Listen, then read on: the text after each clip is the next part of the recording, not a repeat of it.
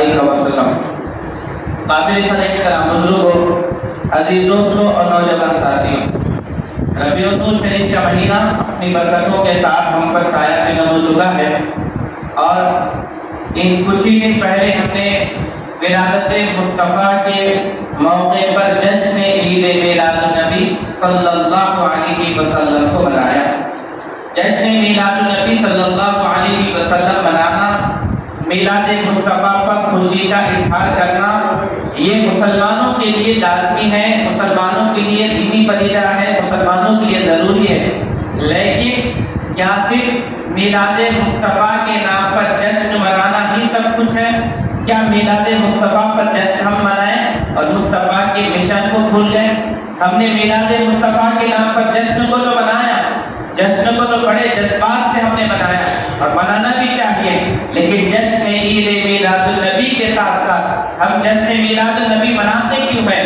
मनाते इसलिए हैं कि मिलादुन नबी के मिशन को एक और मर्तबा याद किया जाए, मिलाद मुस्तफ़ा के मिशन को एक नए तरीके से याद किया जाए, उसकी तजदीद की जाए।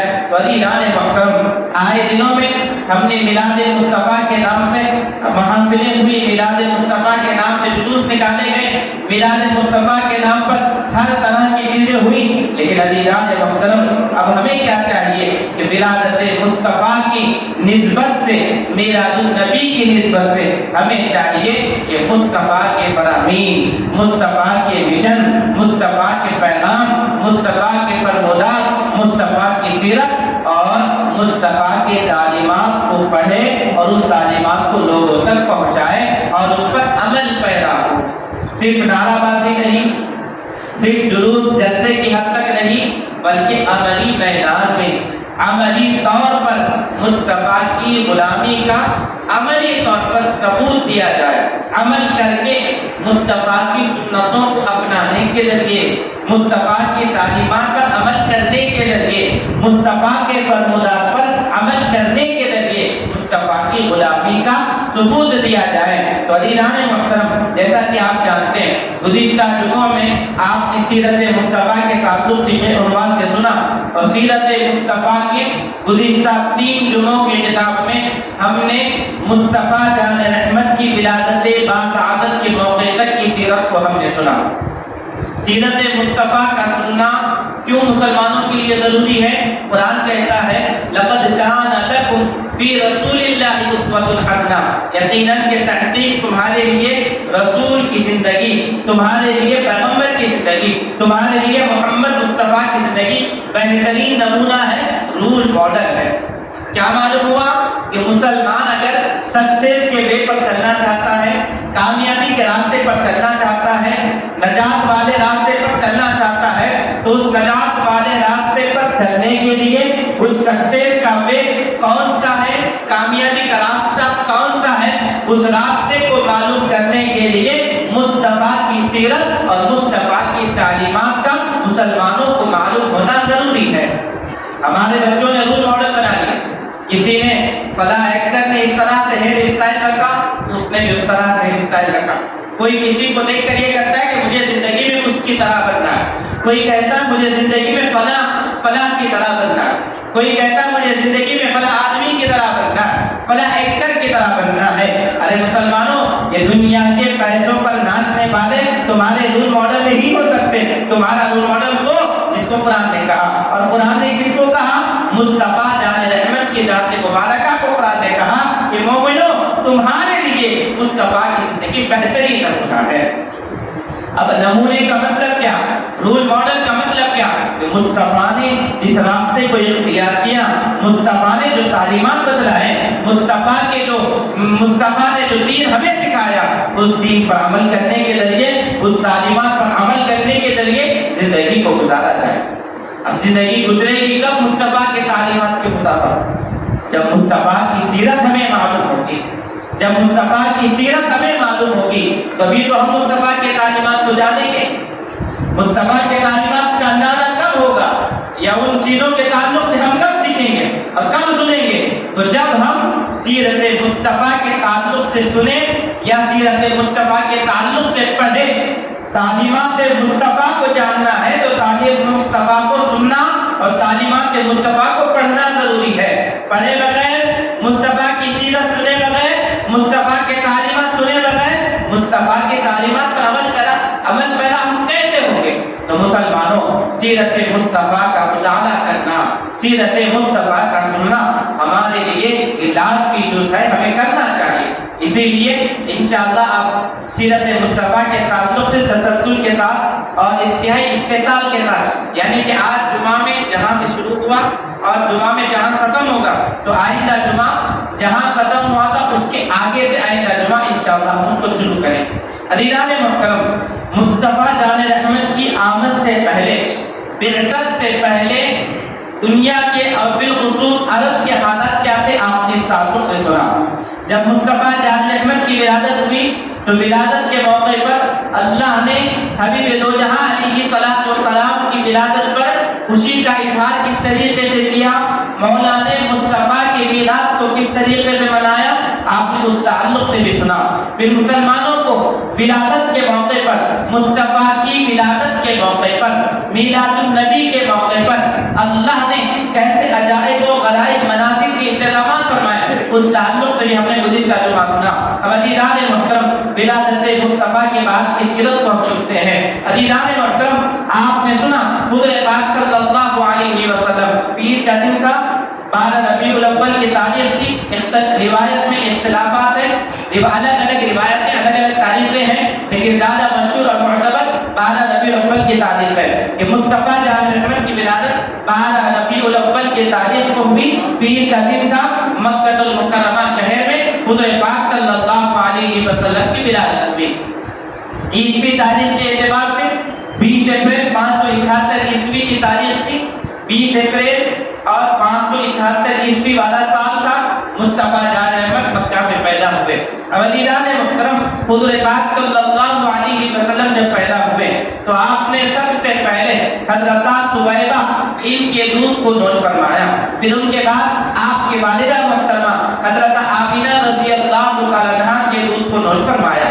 عرب کے اندر کیا معمول تھا، کیا رواج تھا کہ جب شہر میں بچے پیدا ہوتے، شہر میں جب بچہ پیدا ہوتا تو اس بچے کے دودھ کا زمانہ ایام رضاعت جس کو کہتے ہیں، دودھ کے زمانے کو شہر میں نہیں بلکہ شہر کے اطراف، اکناف و اطراف میں، شہر سے دور جو گاؤں ہوتے تھے ان گاؤں میں، ان دیہاتوں میں ان بچوں کی نگہبانی، تربیت اور پرورش ہوتی اور دودھ پینے کا زمانہ بچے شہر میں نہیں بلکہ گاؤں میں گزارتے۔ اس وقت عرب کا دستور تھا، کیوں تھا یہ؟ تو اس کی کئی مصلحتیں اور کئی حکمتیں بیان فرمائے گئے۔ اس میں سے علماء کرام کچھ فرماتے ہیں کہ ایک تو یہ کہ جب شہر ہوتا ہے، شہر کے اندر لوگ جگہ جگہ سے آ کر بستے ہیں، فلاں گاؤں کا، الگ الگ جگہوں سے آ کر شہر میں لوگ جمع ہوتے ہیں۔ جب لوگ جمع ہوتے ہیں تو بات چیت جو ہے فصیح اور بلیغ نہیں ہوتی ہے، فصیح اور بلیغ نہیں ہوتی ہے۔ جس طرح سلیقہ مندی اور فصاحت اور بلاغت زبان میں ہونی چاہیے، وہ زبان شہر کی زبان میں عربی زبان نہ ہوا کرتی تھی۔ اسی لیے عرب کے لوگ کیا کرتے تھے کہ شہر کے بچوں کو گاؤں کی طرف بھیجا کرتے، دائیاں آتی، دودھ پلانے والی خواتین ہوتی، وہ دودھ پلانے والی خواتین آتے اور شہر کے بچوں کو لے کر اپنے گاؤں جاتے، بچوں کا دودھ کا زمانہ پورا گزرتا۔ ایک وجہ تو یہ بتائی، دوسری وجہ بیان فرماتے ہیں کہ شہر کی آب و ہوا گاؤں کی آب و ہوا کے بالمقابل میں نقصان دہ ہوتی ہے۔ گاؤں کی جو آب و ہوا ہوتی ہے وہ تازہ ہوتا ہے، درخت کا وہاں پر ہونا یا تازہ، آلودگی وہاں پر کم ہونا، شہر میں آلودگی زیادہ ہوتی ہے۔ تو اس وجہ سے آب و ہوا گاؤں کی اچھی ہوتی ہے، اس لیے بھی عرب کے لوگ کیا کرتے تھے، اپنے بچوں کو دودھ پینے کے زمانے میں گاؤں کی طرف بھیجا جاتا تھا۔ تو عزیزان محترم، حضور پاک صلی اللہ علیہ وسلم کی جب ولادت باسعادت ہوئی تو ادھر بنو سعد کے قبیلے سے حضرت حلیمہ سعدیہ رضی اللہ تعالی عنہ اپنے قبیلے کے خواتین کے ساتھ مکہ المکرمہ میں آ جاتی ہیں، اور مکہ المکرمہ میں آنے کی جو کیفیت بیان فرمائی گئی، سیرت کتابوں میں بیان فرمایا گیا کہ اس وقت اس علاقے میں قحط پڑا ہوا تھا۔ جس جگہ پر حضرت حلیمہ سعدیہ رہا کرتی تھی وہاں کے جانوروں کے تھن دودھ سے से सूख गए थे। और हजरत हलीमा सादिया रज़ी अल्लाह अन्हा के बारे में आता है कि आपके पास उस वक्त इतनी गुर्बत आ गई थी कि उनके पास एक ऊँट थी, ऊँटनी के थनों से दूध सूख चुका था, और उनके पास एक खच्चर था, जिस खच्चर पर आप सवार होकर मक्का मुकर्रमा आई गई थी। उस खच्चर की हालत ये है कि लागत और कमजोर हो चुका है, इतना लागत और कमजोर से उसके चलना भी उससे दुश्वार है, चल भी मुश्किल से रहा है।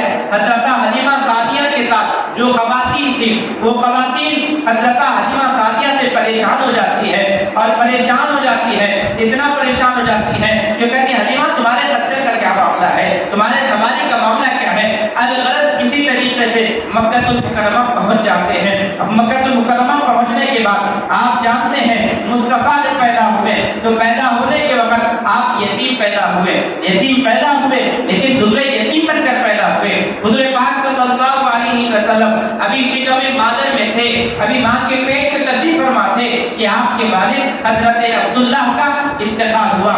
वज़ीराने मुहतरम अब बनु साद की औरतें आई और मक्कातुल मुकर्रमा में जो लड़के पैदा हुए थे, जिन घरों में लड़के पैदा हुए थे, मालदार घरानों को देखकर औरतों ने लड़कों को चुना।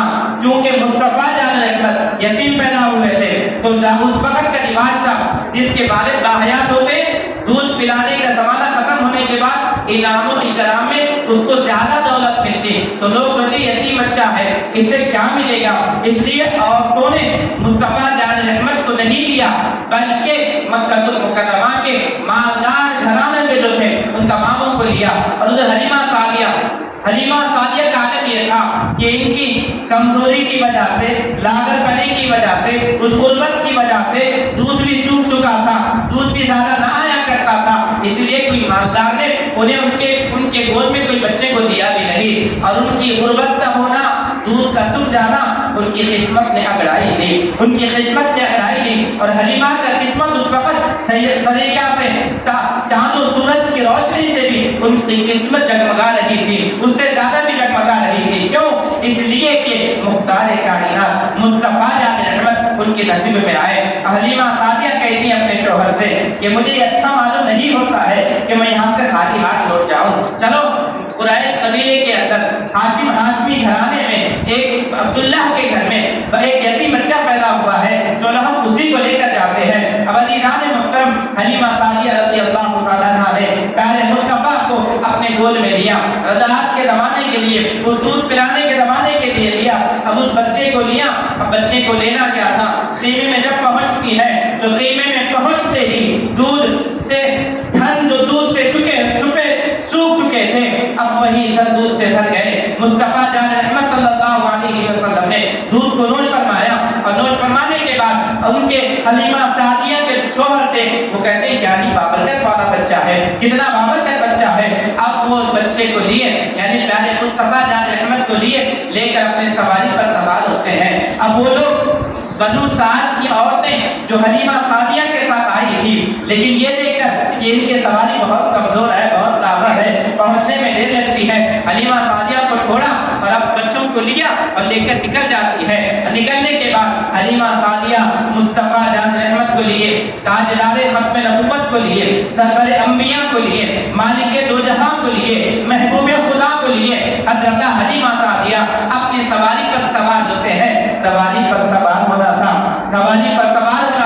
वो खच्चर जो लातर और कमजोर था। मदारिजुन नबुव्वा में इस हदीस, इस सीरत, इस वाक़े को बयान फरमाया गया। वज़ीराने मुहतरम वो सवारी जो लातर और कमजोर थी, वो सवारी जिसे चलना मुश्किल हो रहा था, अब वही सवारी है, जान में जान आ गई, अब उसकी रफ्तार बढ़ गई। अब वो सवारी इतनी रफ्तार उसकी बढ़ी कि वो औरतें जो छोड़कर हलीमा सादिया को बहुत पहले निकल चुकी थी, अब हलीमा सादिया अपनी सवारी के साथ उनके बराबर में शामिल होती है। न सिर्फ बराबर बल्कि आगे निकलती है सवारी। हलीमा सादिया से पूछते हैं वो ख़वातीन, हलीमा क्या हुआ, क्या तुमने नई सवारी को खरीदा है? हलीमा क्या हुआ, क्या तुमने सवारी खरीदा है? हलीमा सादिया कहती है सवारी नहीं, सवार बदला हुआ है। सवारी नहीं, सवार बदला हुआ है। और सवार बदला तो ऐसा सवार बदला कि लागर कमजोर जो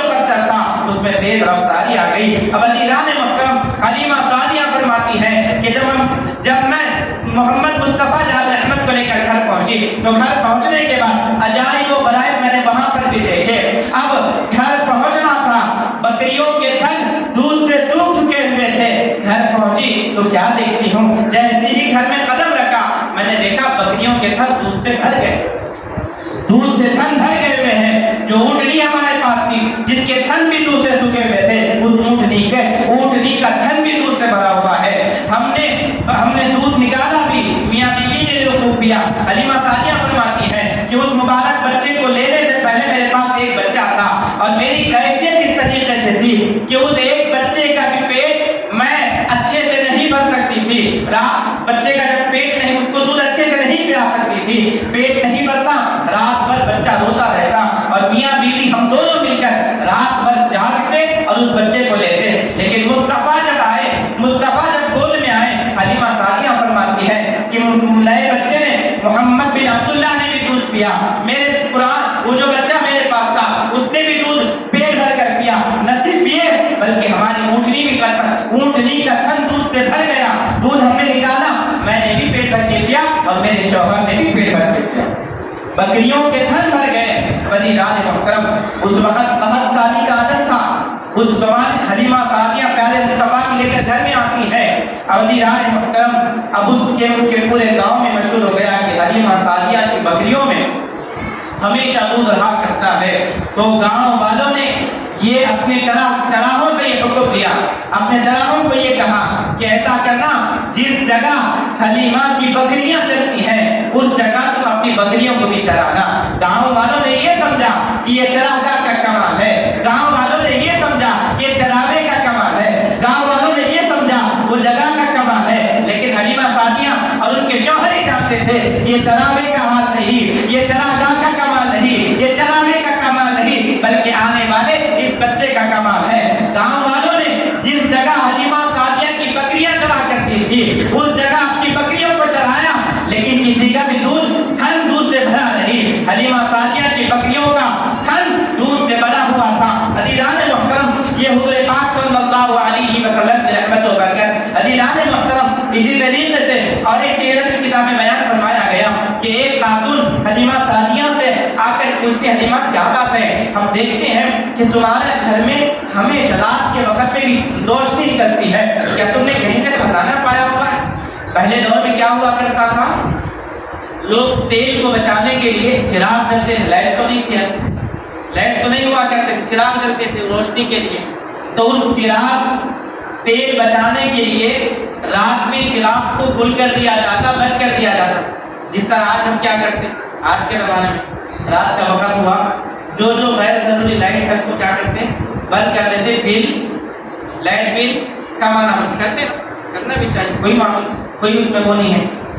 तो गैर जरूरी जो है, मतलब गैर जरूरी तो रात में जिस चीज लाइट की जरूरत है उसको बंद करते हैं। क्या नहीं ऐसे कि बिल कम है। तो पुराने जमाने में ऐसी हुआ करता था। फर्क यह था कि उस वक्त चिराग को बुझाया जाता था ताकि तेल कम जले, तेल बचे।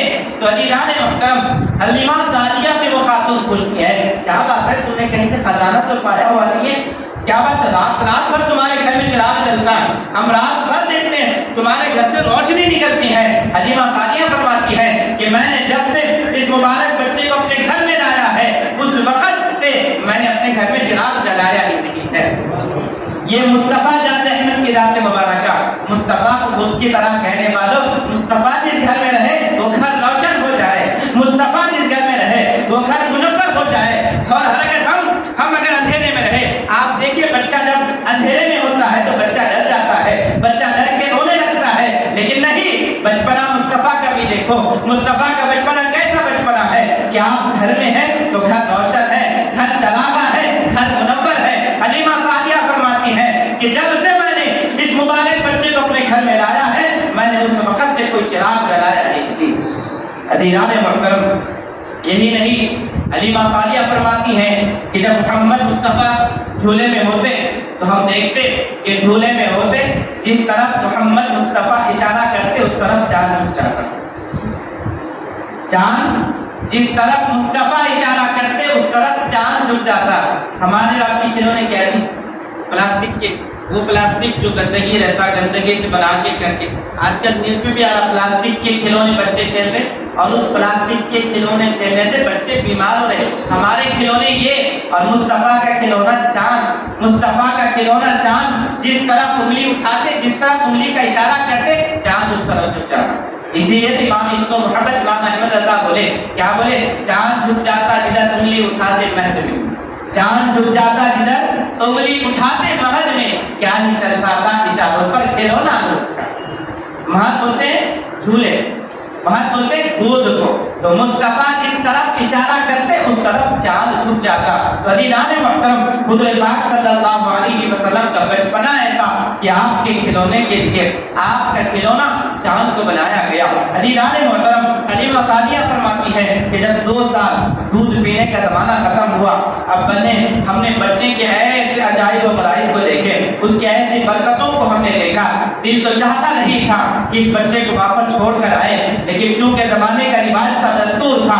2 سال کا زمانہ ختم ہوا، ایام رضاعت ختم ہوئے، تو میں مکہ المکرمہ حضرت آمینہ کے پاس لے کر پہنچی، لیکن دل چاہتا تھا کہ بچے کو دوبارہ اپنے پاس رکھوں. اتفاق سے ایسا ہوا بھی ایسا کہ اس وقت مکہ المکرمہ میں ایک وبا پھیلی ہوئی تھی، ایک وبا نکلی ہوئی تھی. تو حضرت حلیمہ سعدیہ رضی اللہ تعالیٰ عنہا، حضرت آمینہ مصطفیٰ جان احمد کی والدہ سے کہتی ہے کہ اس بلا اور مصیبت، اس بلا اور بیماری سے بچانے کے لیے ہم اس بچے کو اپنے پاس اور لے جاتے ہیں. 2 سال کا زمانہ ختم ہوا، دودھ پینے کا زمانہ ختم ہوا، لیکن عزیزان محترم وہ چاہتی کہ پھر لے جایا جائے. بلا میں اور آفت میں، مصیبت نے حلیمہ سعدیہ کی قسمت کو ایک اور مرتبہ چمکایا.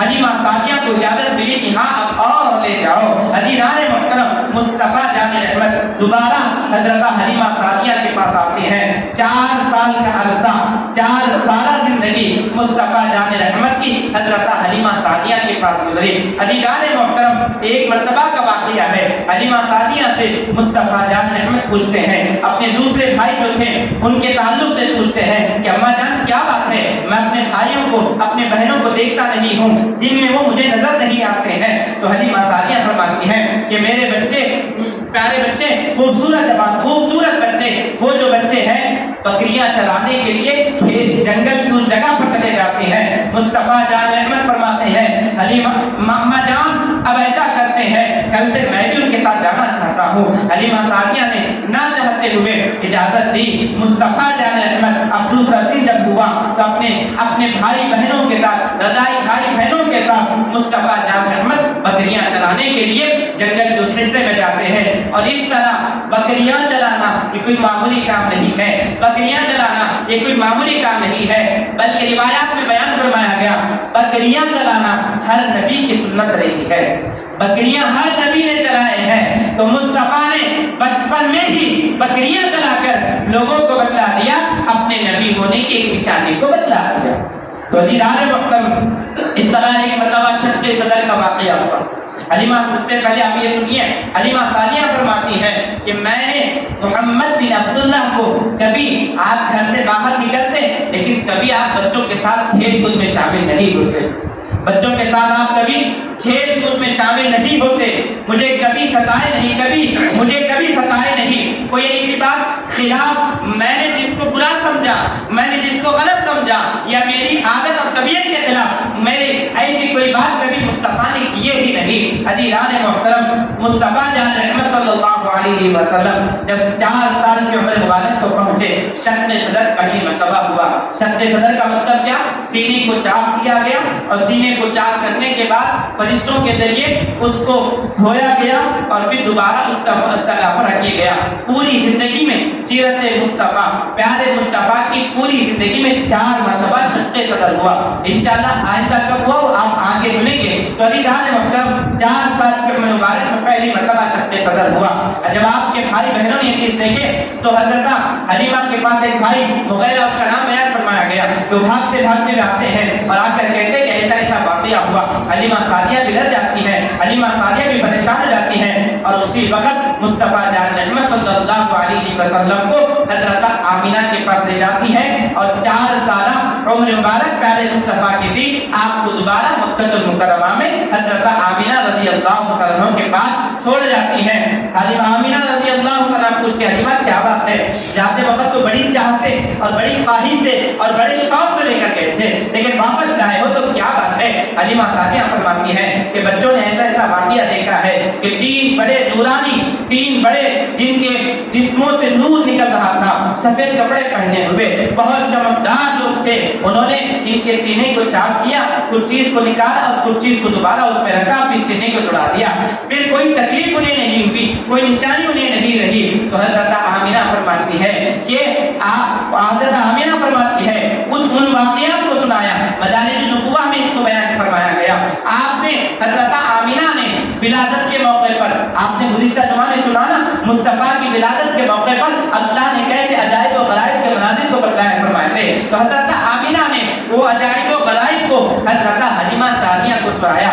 آپ مطمئن ہوئے اور مطمئن ہو کر واپس لوٹے، مصطفیٰ جان رحمت حضرت آمینہ کے ساتھ رہنے لگے۔ جب 6 سال کی عمر مبارک پہنچی تو 6 سال کی عمر مبارک میں حضرت آمینہ رضی اللہ عنہا مصطفیٰ جان رحمت کی والدہ محترمہ حضرت آمینہ نے مصطفیٰ جب 6 سال کی عمر مبارک کو پہنچے تو 6 سال کی عمر مبارک میں پہنچنے کے بعد حضرت آمینہ نے روایتوں میں بیان فرمایا گیا کہ ایک وجہ بیان فرمائی گئی آپ کی والد مبارک کی مزار مبارک پر حاضری کے لیے، اور ایک وجہ بیان فرمائی گئی آپ کے ننیالی رشتہ دار جو مدینہ میں بنو نجار قبیلے میں رہا کرتے تھے، ان سے ملانے کے لیے حضور پاک صلی اللہ علیہ وسلم کو 6 سال کی عمر مبارک میں مدینہ منورہ کا سفر فرمایا۔ بنو نجار سے ملے اور جب مکہ المکرمہ واپس لوٹ رہے تھے تو ابوا نامی جگہ پر، ابوا نامی جگہ ہے، ابوا نامی مکہ المکرمہ اور مدینے کے درمیان میں ابوا نامی ایک جگہ ہے، اس مقام پر جب پہنچے تو ام ایمن نامی آپ کی باندھی بھی حضور پاک صلی اللہ علیہ وسلم کے ساتھ تھی۔ تو عزیزان محترم، روایت میں بیان فرمایا گیا کہ ابوا نامی جگہ پر حضرت آمینہ رضی اللہ عنہا کا بھی انتقال ہوا۔ 6 سال کی عمر مبارک پہلے مصطفیٰ کی تھی۔ آج بھی ابوا نامی جگہ پر حضرت آمینہ رضی اللہ عنہا کی مزار مبارک موجود ہے اور لوگ وہاں پر آج بھی حاضری کے لیے جاتے ہیں۔ عزیزان محترم، تو ام ایمن جو اس وقت باندھی تھی پیارے مصطفیٰ کو لے کر اب وہ مقام سے مکہ المکرمہ واپس پہنچتی ہے، اور اس وقت آپ کے دادا محترم حضرت عبد المطلب کے حوالے فرماتے ہیں 6 سال کی عمر میں پیارے مصطفیٰ کی والدہ کا انتقال ہوا۔ اب والدہ کے انتقال کے بعد حضرت عبد المطلب پیارے مصطفیٰ کے دادا محترم آپ کی نگہبانی اور آپ کی پرورش میں آئے۔ حضور پاک صلی اللہ علیہ وسلم، عبد المطلب کون؟ عبد المطلب حضور پاک علیہ السلام کے دادا حضرت عبداللہ کے والد اور مکہ المکرمہ کے متولی، مکہ المکرمہ کی نگہبانی کرنے والے عبد المطلب 8 سال کی عمر مبارک کو جب پیارے مصطفیٰ پہنچے تو 8 سال کی عمر مبارک میں حضرت عبد المطلب کا بھی انتقال ہوا۔ آپ کے دادا محترم حضرت عبد المطلب کا انتقال ہوا جب پیارے مصطفیٰ کی عمر مبارک 8 سال تھی۔ اب دادا کے انتقال کے بعد، حضرت عبد المطلب کے انتقال کے بعد مصطفیٰ جان رحمت حضرت ابو طالب کی نگہبانی، تربیت و پرورش میں آئے۔ ابو طالب کون؟ مولا کائنات حیدر کرار حضرت علی مرتضیٰ رضی اللہ عنہ کے والد محترم مصطفیٰ جان رحمت کے سگے چچا حضرت ابو طالب ان کے نگہبانی میں آئے۔ عزیزان محترم، حضرت ابو طالب یہ پیارے مصطفیٰ کے سگے اور حقیقی چچا 12 سال کی عمر مبارک جب پیارے مصطفیٰ پہنچے، 12 سال کی عمر مبارک میں جب حضور پاک صلی اللہ علیہ وسلم مبارک پہنچی تو آپ نے حضرت ابو طالب پیارے مصطفیٰ سے بہت محبت فرمایا کرتے تھے۔ آپ چلتے پھرتے اٹھنا بیٹھنا حضرت پیارے مصطفیٰ ابو طالب کے ساتھ ہوا کرتے تھے۔ 12 سال کی عمر مبارک کو جب پہنچی تو 12 سال کی عمر مبارک میں حضرت ابو طالب نے ملک شام کی طرف تجارت کا سفر فرمایا، اور اس تجارت کے سفر میں حضور پاک صلی اللہ علیہ وسلم کو بھی ساتھ میں لیا۔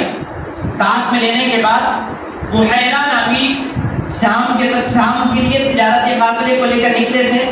بحیرہ نامی جگہ پر پہنچے، اور بحیرہ نامی جگہ پر پہنچنے کے بعد اس وقت کے ایک یہودی بحیرہ کے راہب نے حضور پاک کو دیکھا اور حضور پاک صلی اللہ علیہ وسلم کو دیکھا آپ کو دیکھ کر حضرت ابو طالب کے پاس آتا ہے اور آ کر کہتا ہے عزت و تکریم کے ساتھ انتہائی ادب کے ساتھ حضرت ابو طالب کے پاس آتا ہے اور کہتا ہے کہ یہ جو تمہارے ساتھ بچہ ہے یہ بچہ کوئی معمولی بچہ نہیں ہے بلکہ تورات اور انجیل میں آخری نبی کے جو جو نشانیاں ہم نے پڑھی ہیں تورات و انجیل میں آخری نبی کے جو جو نشانیاں ہم نے دیکھے ہیں وہ تمام ترین نشانیاں اس بچے میں ہم پاتے ہیں یہ بچہ بڑا بابرکت بچہ ہے نبی کو 40 سال کی عمر میں نبوت ملی کہنے والوں سنو اپنے تو اپنے غیر بھی مصطفیٰ کو پہچان رہے ہیں کہ نبی آخر الزمان یہی ہے اعلان نبوت ابھی آپ نے فرمایا کہ نہیں ابھی صرف 12 سال کے مبارک ہے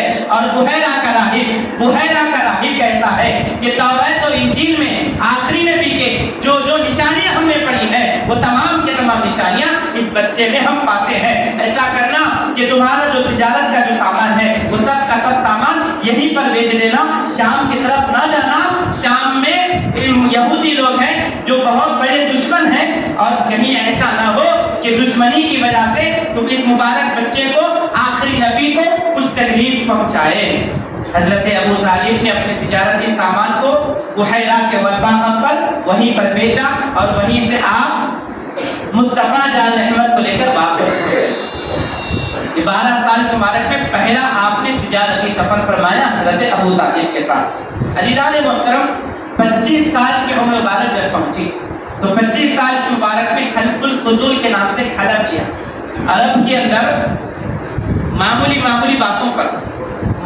چھوٹی چھوٹی باتوں پر بڑے بڑے جھگڑے ہوا کرتے تھے خاندان در خاندان نسل در نسل قبیلے در قبیلے جھگڑے ہوا کرتے تھے ایک لڑائی ہوئی معمولی باتوں پر ہوئی حلف الفضول نامی ایک عہد لیا گیا ایک حلف لیا گیا کہ اب کوئی مظلوم کو مارے گا نہیں آپس میں دوسرے کو تکلیف پہنچائے گا نہیں ایک دوسرے کے خلاف ہتھیار کو اٹھائے گا نہیں عزیزان محترم اسی 25 سال کے مبارک میں حضرت خدیجہ بنت خویلد رضی اللہ تعالی عنہا یہ 2 مرتبہ بیوہ ہو چکی تھی اور مکہ المکرمہ کے مالدار خواتین میں ان کا شمار ہوا کرتا تھا حضرت خدیجہ رضی اللہ تعالی عنہا نے حضور پاک صلی اللہ علیہ وسلم کے امین امانت دار صادق سچے کبھی آپ نے جھوٹ بولے مصطفیٰ کی تعریف اعلان نبوت سے پہلے کفار مکہ خود کیا کرتے تھے کہ آپ امین اور صادق ہیں اور مشہور ہو گیا تھا کہ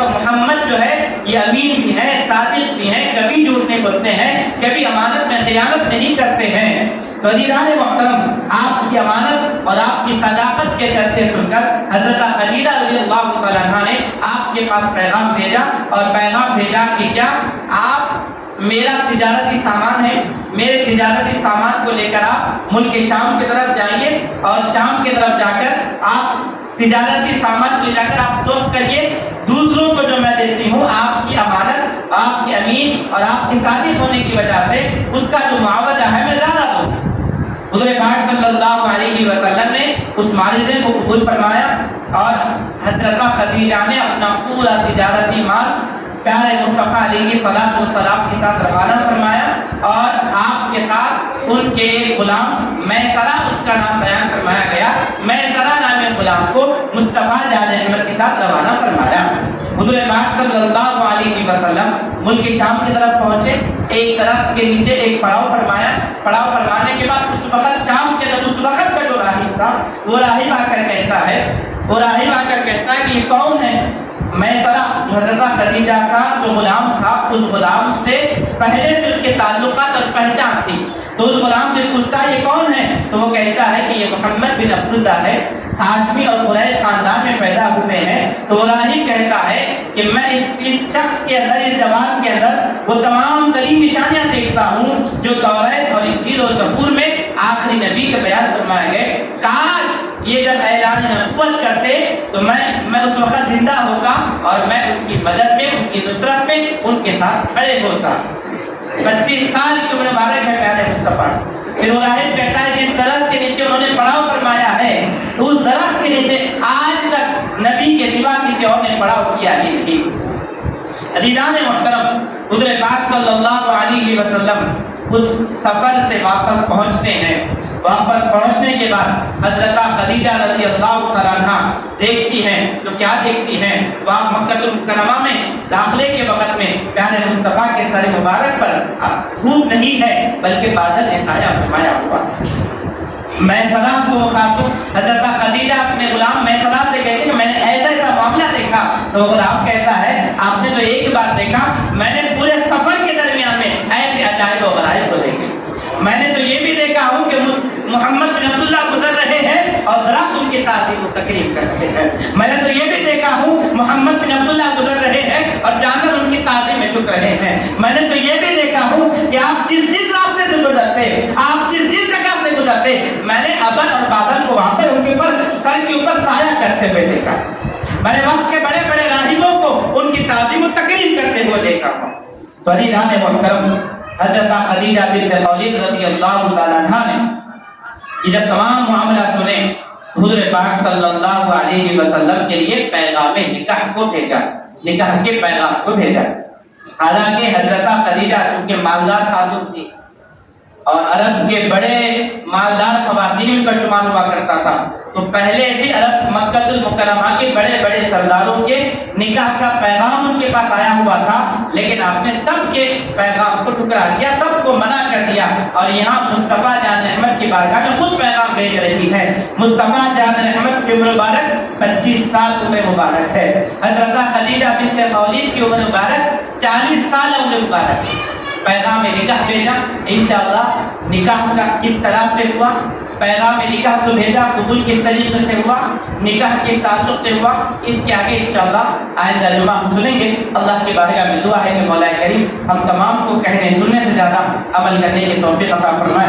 مصطفیٰ جان احمد کی سیرت ہم سب کو پڑھنے، مطالعہ کرنے اور اس کو سننے کی توفیق عطا فرمائے. وآخر دعوانا الحمدللہ رب العالمین.